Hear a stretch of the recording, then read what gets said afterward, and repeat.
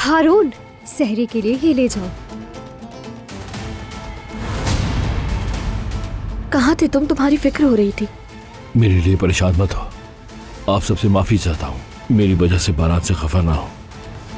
गुस्से में हो बेटा, वो माँ के बगैर बड़ा हुआ। अगर फरहाद अब ऐसा है तो कसूर और गुनाह भी मेरा है। अगर सजा देनी है तो मुझे दो। क्या आप मुझे कभी माफ ना करने की धमकी देंगी? मैं तुमसे एक ही बात चाहती हूँ, फरहाद के बड़े भाई बनो।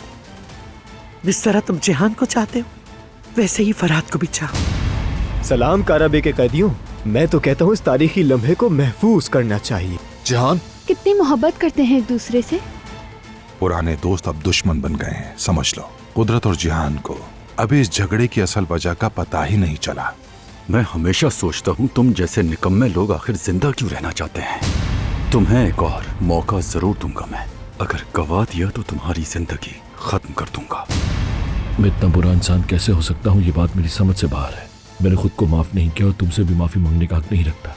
जिहान को कभी मत बताना। बरान, मैं कभी नहीं चाहता कि मैं उसकी नजरों में गिर जाऊं।